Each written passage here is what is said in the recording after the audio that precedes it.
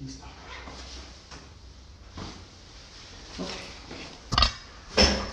Muy buenos días, gracias por ver esta transmisión. Estaremos en los próximos minutos platicando con personal del Centro Psicológico de Atención Comunitaria en Ensenada, conocido como el CEPAC. Y el tema que estaremos abordando el día de hoy, les agradecemos mucho que se hayan tomado el tiempo para atendernos en esta entrevista a los psicólogos que ahorita los voy a presentar, va a ser sobre el autismo, en el marco de este Día Internacional que es el 2 de abril, de la fecha de concienciación en la que se realizan muchas actividades sobre concienciación del tema del autismo, la importancia que tiene que toda la comunidad, que todas las sociedades conozcamos cómo es que se tiene que interactuar con las personas que tienen esta condición. Estaremos platicando con la psicóloga Rosy Oliveros, quien es del área de tratamiento psicología infantil, Juan Carlos Flores, especialidad en neuropsicología clínica, y Efrén Vital Osuna, quien es coordinador de Maestros Sombra, este programa que hemos visto en múltiples ocasiones que se hace en conjunto con gobierno, ¿verdad? El tema de Maestros Sombra. Actualmente pues, pertenece aquí a CEPAC. Ahorita directo CEPAC. Muy bien. Y también está dentro del área de evaluación y tratamiento psicológico a adolescentes y jóvenes. Bueno, pues vamos a platicar. ¿Quién nos quiere dar la introducción? Porque lo primero, ¿no? ¿Qué es el autismo? Para que las personas que nos están viendo puedan irse familiarizando con esto, con el autismo. ¿Quiénes lo padecen? ¿Cómo se da? ¿Se transmite? ¿Cómo es, no? ¿Sí? Platícanos un poco sobre esto. Claro que sí. Muchas gracias. El autismo, obviamente, como nosotros sabemos, es un trastorno del neurodesarrollo. ¿Qué quiere decir esto? Que es un trastorno completamente neurológico que se da obviamente en el infante, que lo podemos detectar a partir de los 8 meses a los 5 años de edad. Tiene unas particularidades unas características, muy particulares, indicadores que nos pueden dar esta pauta para decir, ¿sabes qué? Posiblemente esta persona tiene un posible autismo, ¿ok? Estamos hablando de... ¿Es fácil de detectar? No es fácil, por eso es importante un especialista, hacer una evaluación, por supuesto. Cuando hacemos una evaluación encontramos ciertos indicadores. ¿Qué quiere decir esto? Un autismo se manifiesta a través de una persona que se le dificulta socializar, una persona que se le dificulta tener una comunicación, una persona que se le dificulta expresar un tipo de lenguaje, una persona que tiene conductas o estereotipias. Puede tener una persona que es muy hipersensible o hipersensible a ciertos factores como estímulos, ya sea auditivos, visuales, olfativos. Entonces, obviamente, entre más pronto lo detectemos, podemos apoyar a estas personas, ¿ok?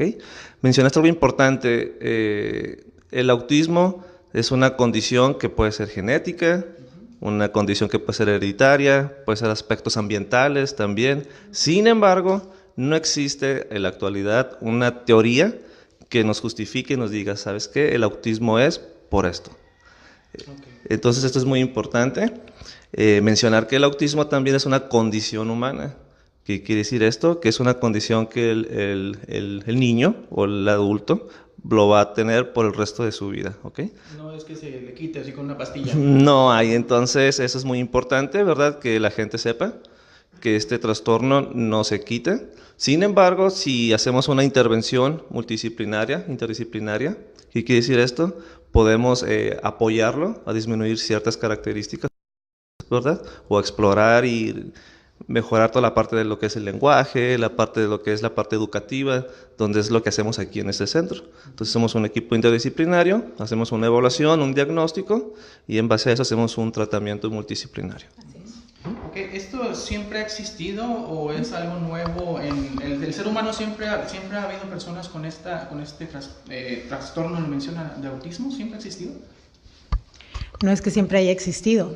Los patrones tenían, es que era bien travieso, es que el niño no se está quieto, es que ese niño, hacían exorcismos para niños con autismo. Anteriormente, la iglesia se involucraba mucho en este sentido. Antes las cuestiones teológicas eran mucho más fuertes. Sí. Que obviamente eran los primeros que penetraban. Yo recuerdo que exactamente llegaba el papá y decía, padre, sáquele el chamuco a este niño.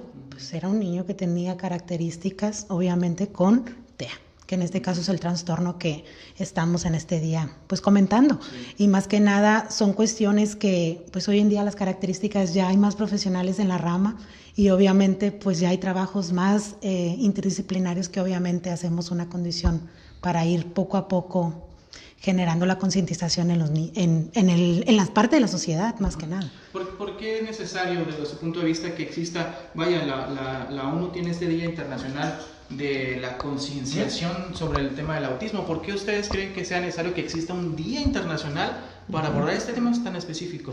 Sí, fíjate, es un tema que antes no se escuchaba mucho, ¿sí? Antes no era un tema recurrente, sin embargo, en la actualidad, como lo menciona mi compañera, ahora tenemos ciertas pruebas, ciertas especialidades para poder detectar a tiempo, y si detectamos a tiempo a estas personas, por supuesto que los podemos ser seres incluyentes en nuestra sociedad. Eso es algo muy importante, la inclusión a nivel educativo, a nivel social, a nivel laboral. ¿Qué quiere decir esto? Como es un espectro, obviamente no todos los niños van a tener las características iguales o similares. Tienen grados leves, moderados, severos. ¿Qué quiere decir esto? Depende de la funcionalidad de la persona. Entonces, funcionalidad se refiere en torno a cómo está estructurada la sociedad, ¿verdad? Me refiero a la funcionalidad en relación a qué tan independiente va a ser esta persona en las actividades de su vida diaria. Okay. Entonces, si nosotros abordamos a estos pacientes y los ayudamos si lo detectamos rápido, entonces hacemos un trabajo de estimulación, ¿verdad? Lo que es a nivel cognitivo, a nivel emocional, a nivel social, a nivel motriz. ¿Por qué? Porque esos son los déficits, por así decirlo, que se va a ver manifestado en estas personas.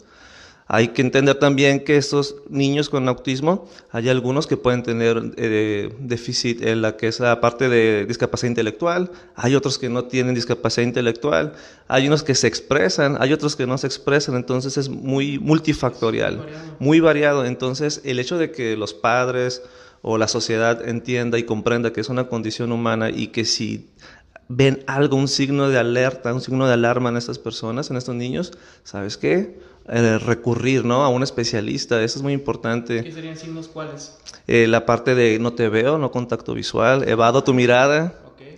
De repente aleteos, movimientos, caminar en puntitas, son signos que, ¿sabes qué? Mi niño tiene 8 meses, no gatea, tiene 2 años, no habla, tiene 2 años y medio, entonces esos son indicadores que hay parámetros dentro del desarrollo del infante que nos dice, ¿sabes qué?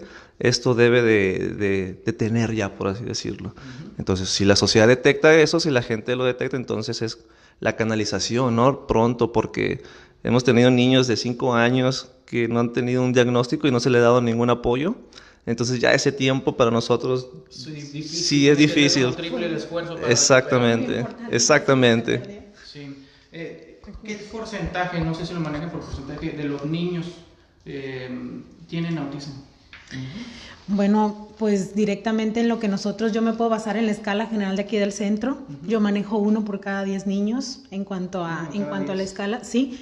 Y el año pasado todavía sacaron una escala y salió en un periódico local, así es, donde decía que 145 niños por 1%, más o menos 10 niños de 145 eran los que se miraban afectados en la localidad de Ensenada, Baja California. Pero obviamente hablando sobre el propósito que se tiene de los que se han detectado, claro. Porque pues obviamente estamos hablando que la detección pues oportuna, pronta, temprana, es lo más importante. Y esa detección temprana se da en la familia. Claro. O sea, los papás tienen que estar atentos de esos signos que menciona. Hay que recordar que el contexto familiar es lo primordial. Hay mamás, por primerizas que sean, tú vas a darte cuenta que tu sobrino no se comportó al igual que tu hijo, entonces vas diciendo ciertas características, mi hijo no las representa. Entonces, desde la primera ubicación neonatal, en donde directamente les están haciendo los estudios a los niños, y vas diciendo, bueno, no responde al sonido, no ubica la luz, hipersensibilidad, este tipo de cuestiones empiezan en ellos a detectarse. Entonces, son cosas que van brincando. Mi niño, como dijo neurólogo, o sea, no gatea, no camina, no socializa, no me ve a los ojos, no hace por darme balbuceos. son características, no generalmente, pero Sí. pueden empezarse a notar como decir, esto me resulta Algo raro, ¿no? algo raro. ¿No resulta también frustrante para algunos padres que no entienden quizá o no, no han pensado que quizá pueda ser algo de autismo y se frustren y digan, bueno, es que, ¿qué está pasando con este niño? ¿Por qué no reacciona como normalmente Así yo es. veo que reaccionan otros niños? Así es. ¿Existe eso? ¿El tratamiento se da también con los papás? Claro, se da también con la familia, es una cuestión inclusiva. Es una cuestión inclusiva en donde se le capacita directamente también a los papás de hacerlos entender en este caso, pues el trastorno que sus hijos están padeciendo y con el cual se está detectando. Entonces, el trabajo se hace desde la primera área hasta la segunda área, hasta la tercera área, porque esto se va también a los contextos escolares. Sí. Hay que saber que el niño va creciendo y va a necesitar una razón inclusiva Claro. para poder pertenecer. Y pues esto es más que nada base de... A ver un poco del tema escolar. Bueno, ahorita agregando un poco a lo que comenta la psicóloga Rosy, algo muy importante es precisamente ahorita, por ejemplo, nosotros aquí en CEPAC estamos trabajando con aproximadamente 10 niños con autismo con el programa de Maestra Sombra, de los cuales de esos 10, agregando un poquito a lo que comenta la psicóloga, aproximadamente 6 de los padres de esos 10 niños están en negación, se encuentran en negación porque no aceptan que su hijo tiene este trastorno.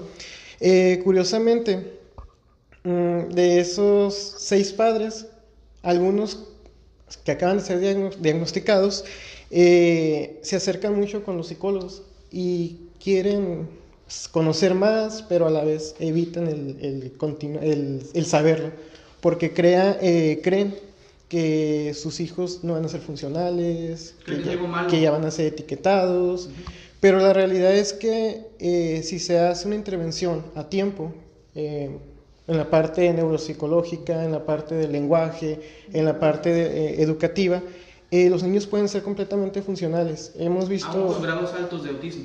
Así es. Tenemos a uno, por ejemplo, que este niño fue diagnosticado a los 3 años y y ahorita tiene 5, creo.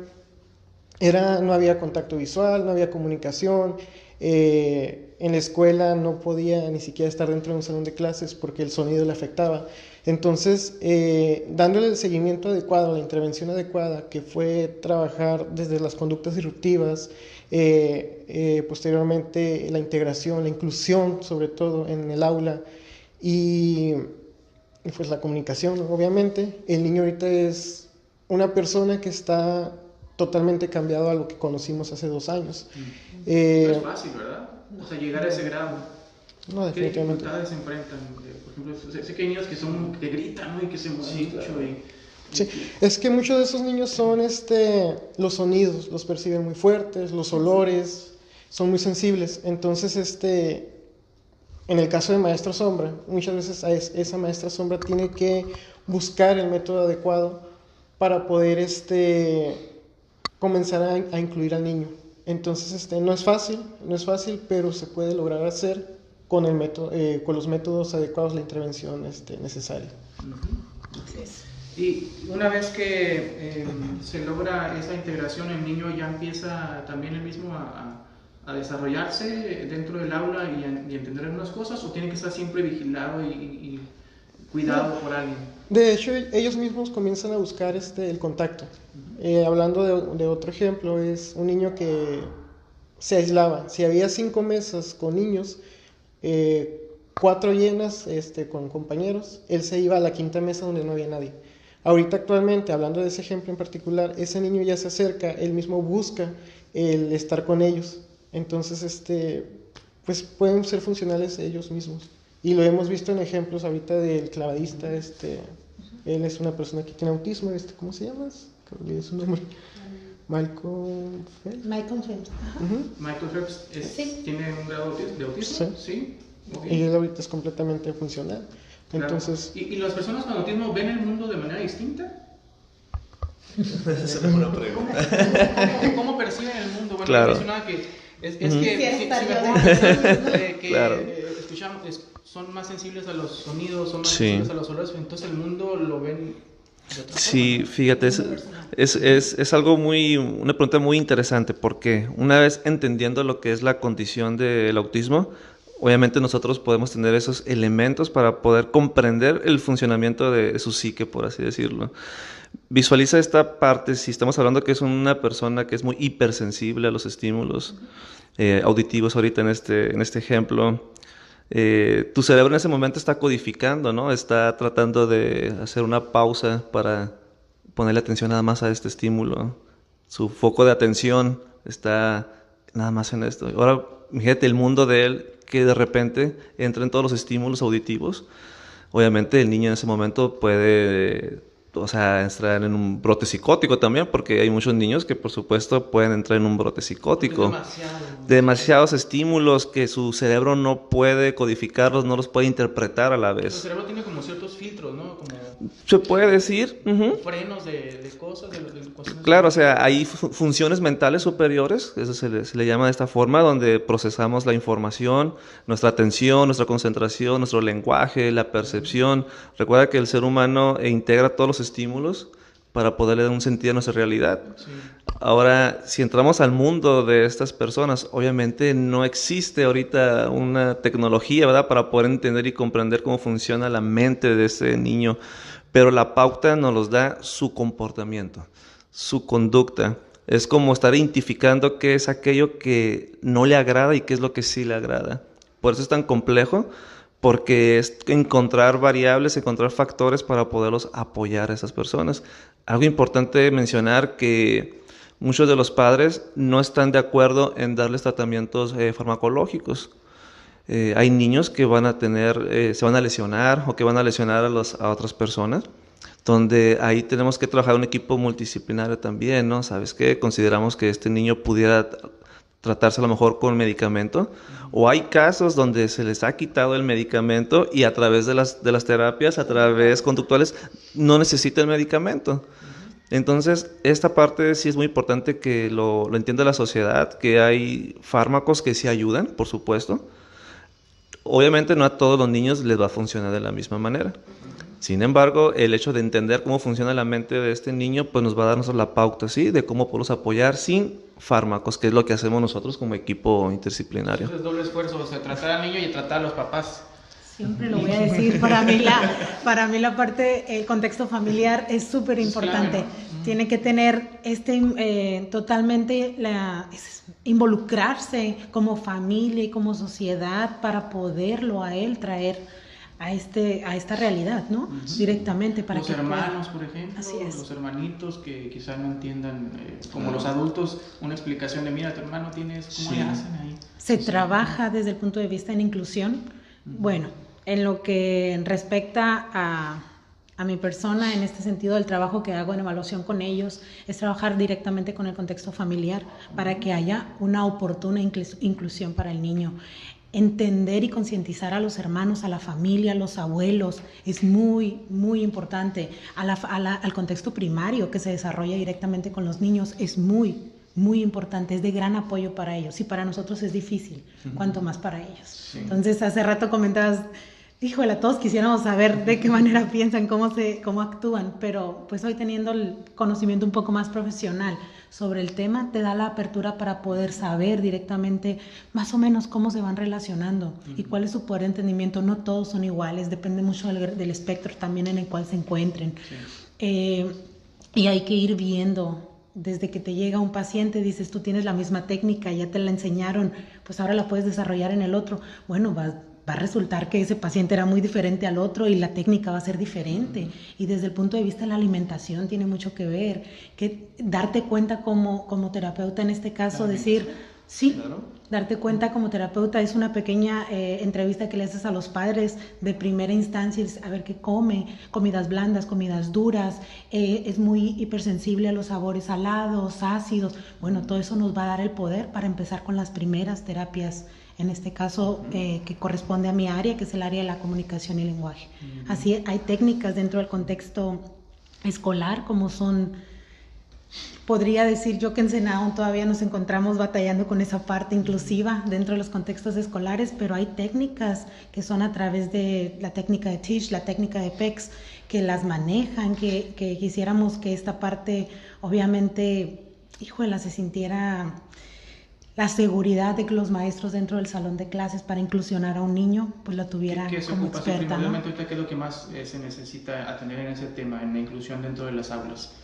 Ambientes que sean oportunos para ellos, imágenes, el ambiente lo tienes que generar. Y obviamente el salón de clases es un ambiente en donde tienes que inclusionar también a los niños y decirles y hablarles, sabes que vas a tener un compañerito que tiene autismo y el autismo es esto. Hay cuentos infantiles que lo muestran, que te hacen ver con una película, que puedes concientizar a tus alumnos de esta situación y de esta condición que el compañero que va a entrar pues padece más que nada, ¿no? Entonces es un tema bastante complejo. Así Claro, es. que tienen que involucrar todas las personas en la sociedad. Ahorita mencionabas tú el tema de los niños que están en el tema, en el maestro sombra. 10 niños, ¿verdad? Con autismo. Pero la estadística es 1 de cada 10 niños tiene algún grado de autismo. Entonces, sacando nada más a ojo de buen cubero los cálculos, pues ¿cuántos niños con autismo hay que no están siendo atendidos? Imagínate, la OMS dice que es la OMS, que es la Organización Mundial de la Salud, te dice que es 1 de cada 160 o 145 niños. 145 niños, imagínate. A nivel mundial. A nivel mundial. 1 de cada 145 niños tiene un grado de autismo. Imagínate. Así es. Es un dato, una cifra por la OMS. Entonces, visualiza esta parte de la gente que no ha sido atendida, que está allá afuera, o que son adultos ahorita, y oye, de repente te dicen, yo era así de niño. Aquí llegan padres así. Quiero preguntar el tema de los adultos con autismo que nunca recibieron algún tratamiento o atención o seguimiento. Sí. ¿Cómo le hacen? O se dan cuenta después, o cómo se integran a la sociedad. Exactamente. Funcionar el sistema para poder Sí, como cuando avientan al niño a la Sí, sí, el niño que no gateó, el niño que no habló, el niño que no socializaba, el niño que no jugaba, de repente se integró, aprendió con sus propios recursos, se integró y durante todo ese tiempo nunca supo que tenía esa condición, ¿verdad? Sentía que era distinto a los demás niños, por ejemplo. De repente llegan a consulta, traen a su hijo y dicen, es que mi hijo no socializa, no habla, no me ve. Y volteo a ver al padre y está igualito, ¿no? no me ve los ojos. ¿Por qué será, no? Entonces le pregunto, disculpa, porque para mí es muy importante la historia, ¿no? Familiar en esa parte. Tú cuando eras niño, ¿sí piensas que hay ciertas características como la de él? Me dice, sí, yo era igual a él. Entonces, cuando ellos entienden la parte psicoeducativa, que es la parte que nosotros manejamos mucho, el entender y comprender su condición. Una vez que tú comprendas y conozcas cómo es tu condición, entonces tienes ya esos elementos de decir, ok, ahora entiendo por qué era así, ¿no? Pero cabe recordar que no todos los niños o todos los adultos van a llegar a ser funcionales, ¿ok? Pero los que sí llegaron a ser funcionales, aquí está la prueba que si ellos mismos lo lograron, ahora si hubiera, ¿no? El hubiera no existe, pero si hubieran tenido un tratamiento oportuno, ¿qué tanto más no pudieron hacer? Vete a CICESE, está lleno de personas con autismo. Y son científicos. La ciencia y el autismo. Mucha. ¿Alguien que quiera apoyar? Ajá. Porque también se habla de la gente dice, es que es autista, por eso dibuja bien bonito. No, por eso tiene memoria fotográfica o ese tipo de cosas. ¿Qué tiene que ver Recuerda el que autismo con la ciencia? Hay parte de los seres humanos que aprendemos a hacer funcionar en nuestro cerebro a la razón de que no van trabajando algunas cosas.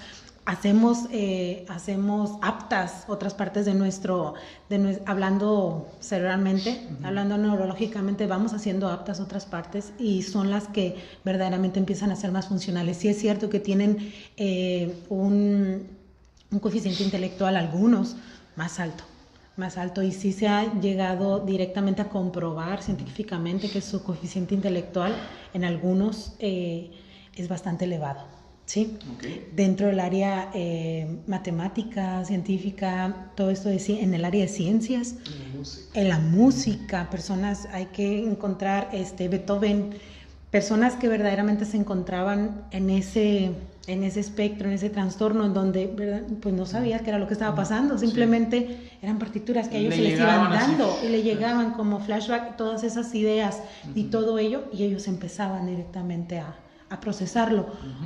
Se hicieron aptos, se hicieron funcionales para lo que en ese momento estaban padeciendo. Okay. Entonces como que su cerebro se especializa en algo y por ahí se fortalece en esa área, ¿no? Como el caso de las personas ciegas, que desarrollan se hacen más sensibles en cuestión auditiva, más o menos. Exactamente, algo así. ¿Sí, algo así? Algo así, exactamente. ¿Cuáles son los retos que hay en el tema de la atención a los niños con autismo en Ensenada en particular, desde su punto de vista? En Ensenada. Sí, las escuelas, la parte inclusiva, el que la gente aprenda a aceptarlos, la tolerancia hacia ellos, pues, inclusión, tolerancia, que los papás también acepten ese apoyo. A ver, dinos así como que un listado de los principales signos que un papá puede identificar, ya nos mencionó ahorita algunos, si nos puedes enlistar, de qué señales yo como padre tengo que estar atento para ver en mi hijo que pueda indicarme de que es momento de llevarlo a que vean si tiene algún trastorno. Bueno, es la convivencia con otras personas, relacionarse con las personas. Si no convive muy bien, es que se aísla solo, no juega con los niños, ¿eso podría ser una señal? Claro. Una característica. También no ve a los ojos, la comunicación, movimientos repetitivos. Aleteos es muy común, el cambio de puntitas, balanceo hacia adelante, hacia atrás. Una característica también que nos da mucho al momento de jugar, no tiene la parte del símbolo. ¿Qué quiere decir esto? Tú puedes ponerle un juguete y sabes que ese juguete se juega de una forma, ¿no? No interactúan de esa parte. O puede ser muy repetitivo, ¿no? En acomodar siempre las cositas en un mismo lugar, muy cuadrado. ¿Dentro de su contexto? ¿Obsesivo compulsivo?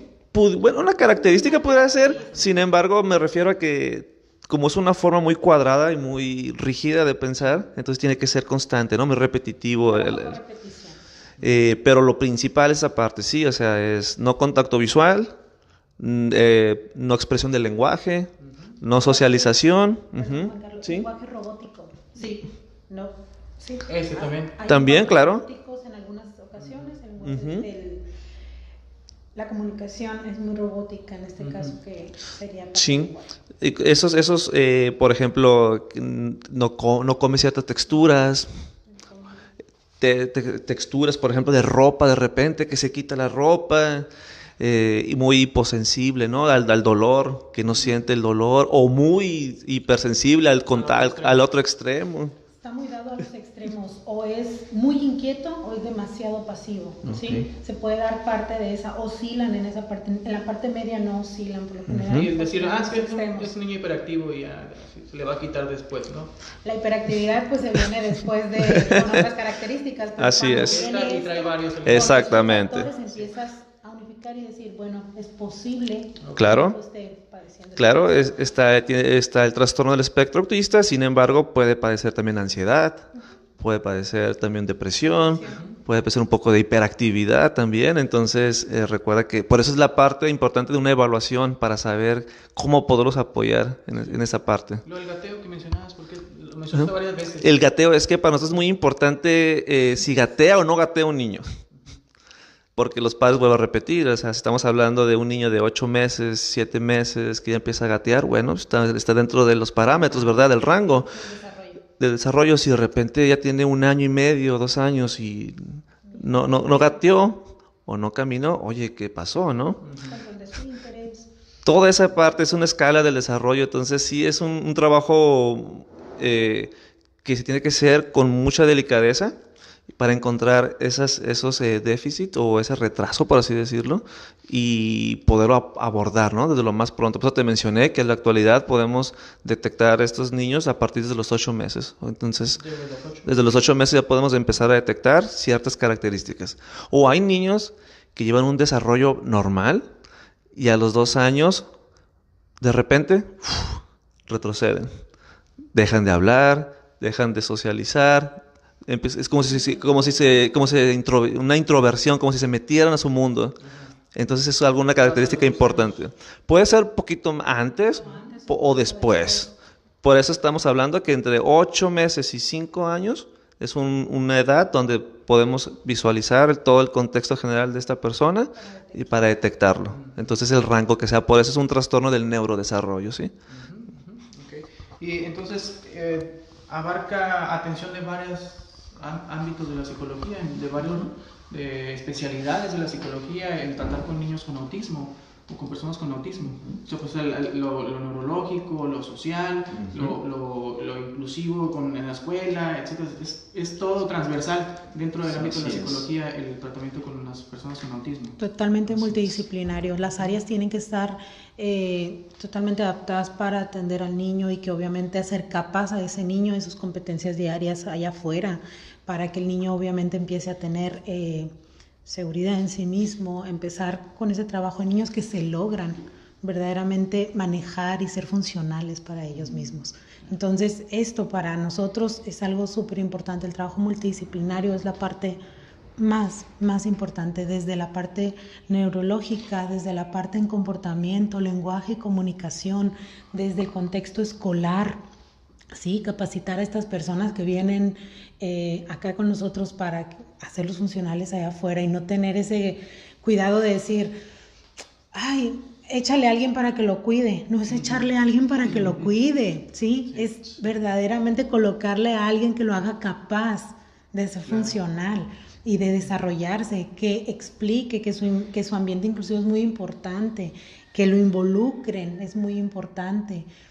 Pero pues todo va a depender obviamente del contexto familiar, de los papás, de la familia, de la escuela, vienen sucesivos una cosa con otra. Así es. El CEPAC es el único lugar en donde se pueden atender niños. ¿Qué tantos lugares en Ensenada, por ejemplo, hay a los que se puedan acercar las personas que quieran se revisten? CEPAC, USAER, DIF municipal. Desconozco qué otras instituciones. No tengo dinero para pagar un psicólogo, que puede ser uno de los argumentos. No, es que yo no quiero pagar en eso porque la situación económica está muy difícil y yo no voy a llevar niño para allá. ¿Hay alternativas? Hay alternativas, por ejemplo, DIF municipal es una de las alternativas que actualmente trabaja lo que es el programa de Maestra Sombra, tiene los psicólogos especializados y obviamente pues sí hay lista de espera, pero esta es alternativa. Y lo otro de pronto se da que nosotros también hacemos un pro bono o algo y apoyamos a la comunidad por la parte comunitaria. En ciertos casos, ¿verdad? Así es. En lo personal, ¿alguno de ustedes tiene algún familiar con autismo? ¿O alguien cercano? Sí, yo sí tengo. Sí, claro, tengo un familiar, es por parte de lo que es mi familia paterna, tiene autismo, pero vamos a ponerles Asperger, ¿ok? Es otra, es una condición también que está dentro del espectro autista. Sin embargo, que tiene otras características, similares, sin embargo, hay algo en específico. Estas personas tienen un lenguaje muy expresivo, muy técnico, en relación a los niños con autismo, ¿no? Sin embargo, también tiene una capacidad de inteligencia también superior, también. Entonces, está dentro del espectro autista. Entonces, el hecho de tener un familiar, por así decirlo, con esta condición, me abre el panorama de la conciencia, de decir, ¿sabes qué? Me gustaría tratar a esta persona de esta forma porque así quiero tratar a los demás también. ¿Qué quiere decir con esto? Que trata a las personas como te gustaría que te trataran. Claro. Entonces, es la conciencia personal, es la parte de la responsabilidad, la parte de la ética y el hecho de tener familiares con esas características, pues nosotros brindamos un apoyo, ¿no? Con esta responsabilidad, porque no me gustaría que a mi familia lo trataran mal, por así decirlo, ¿no? Como no debe ser. Exacto. Hay una serie, ¿no han visto la de la teoría del Big Bang? Que el personaje, los personajes principales, Sheldon, él tiene, o su personaje tiene autismo. Así es, él es Asperger. Él es Asperger, es Asperger. Esa es una característica. No todos son así, pero si lo vemos como un personaje que cumple los criterios para esa condición. Sería puede ser funcional. Y es interesante porque que una serie televisiva tenga un personaje con esas características también en cierto modo como que ayuda, ¿no? A cómo interactúan los demás con él y cómo se relaciona a él, que le cuesta bastante trabajo, ¿no? Pero es interesante. ¿Ustedes tienen alguna actividad en el marco del Día Internacional del Autismo o van con su trabajo regular? ¿Tienen alguna actividad en específico? Bueno, como centro no tenemos alguna actividad que conmemore o que haga la concientización dentro de lo que es el 2 de abril, el Día Internacional del Autismo. No lo manejamos, o sea, no lo tenemos, sí. Pero claro que sí nos gustaría empezar a hacer apertura dentro de ello y sí, por lo general mi persona cargo mi moñito y cuestiones así donde me hace generar pues parte, tolerancia inclusiva para el ambiente también y la sociedad. Me gustaría un poquito más del tema de maestros sombra. ¿Cómo funciona? A ver si lo pueden explicar.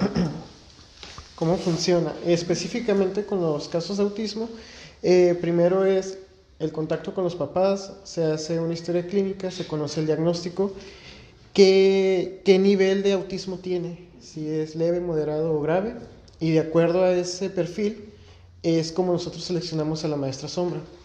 La maestra sombra está capacitada en diferentes áreas, tanto de la técnicas de la psicología clásica, como de la neuropsicología, el lenguaje, comunicación, que conocen ellas el método Teach, PECS. Entonces, ellas hacen una intervención, las maestras sombras hacen una intervención donde miran las necesidades que tienen los niños. ¿Intervención te refieres a que va al aula, observa todo? Sí, la maestra sombra está literal, lo que es una sombra del niño. Está presente con el niño. Está presente, observa el entorno, el ambiente, cuáles son las necesidades que tiene el niño, qué necesidades le genera el entorno en el que está, porque muchas veces la falta de adaptación del espacio es lo que genera que el niño tenga ciertos conflictos. Y de acuerdo a todas esas observaciones, que es una línea base, elaboran un plan conductual. Se elabora un plan conductual donde se establecen necesidades, conductas a trabajar y la manera en que se va a intervenir en cada una de ellas. Por lo regular en los niños con autismo lo que se ha identificado ha sido precisamente la comunicación, la inclusión y que no se mantienen dentro del salón de clases. Hay muchas conductas disruptivas que es lo que tiene que hacer una maestra sombra, trabajar con ese niño. ¿Cómo qué conductas disruptivas podrían mencionar? Que se levanta del mesabanco, que grita, o sea, todas las conductas que no son adecuadas dentro de un aula. Esas serían las conductas disruptivas. Nosotros lo que hacemos es el periodo máximo de trabajo que tenemos con un niño, con los niños en general con discapacidad, es un año. Un año. Es un año precisamente para no generar dependencia, que no dependan de una persona para ellos desenvolverse. Entonces trabajamos mucho lo que es generar capacidades en ellos, que ellos tengan la capacidad de desenvolverse solos y que puedan en algún momento no necesitar de una maestra sombra o no necesitar de una persona que esté a su lado para que ellos realicen sus actividades. Es un reto bastante complejo, ¿no? O sea, en un año tienen que resolver un montón de problemas que quizá tienen que tomar varios años, ¿no? Sí. Pero bueno, es una parte el primer empujón, digamos. Ajá, va por etapas. Nosotros para no generar dependencia lo trabajamos por un año. Sin embargo, vamos haciendo valoraciones y nos damos cuenta si hay necesidad de que continúe una maestra sombra o si lo dejamos descansar. Por lo regular, sí recomendamos mucho a los papás que se dé un periodo de descanso. ¿Para qué? Para que el niño también se desenvuelva solo, que él use sus capacidades para estar en su entorno, tanto aula, fuera del aula y en la parte familiar. Entonces, posteriormente, volvemos a evaluar, estamos observando cómo se va dando ese periodo de descanso y después volvemos a poner una maestra sombra si hay necesidad. O si no, es observación, seguimiento, apoyo con los psicólogos. Hay escuelas, hay escuelas públicas, escuelas privadas. En las escuelas privadas cada escuela tiene ciertas particularidades de la forma en que se enseña ahí, independientemente de que tienen que seguir los parámetros de la Secretaría de Educación. Cada escuela tiene como su estilo, ¿no? Y también hay otras escuelas que enseñan, por ejemplo, Montessori, la técnica de enseñanza que es distinta a la que regularmente vemos en la escuela pública. ¿Funciona mejor algún estilo de enseñanza para los niños con autismo? Por ejemplo, Montessori. ¿O algún otro tipo de enseñanza les funciona mejor a los niños con autismo? Por lo regular, ahorita en la experiencia que hemos tenido, en las 3 áreas se ha podido hacer muy buen trabajo. Sin embargo, aquí la ventaja, por ejemplo, de una escuela privada a una escuela pública es precisamente que una privada a lo mejor maneja un grupo de 15 niños, de 20 niños como máximo, y 1 o 2 niños con algún tipo de discapacidad.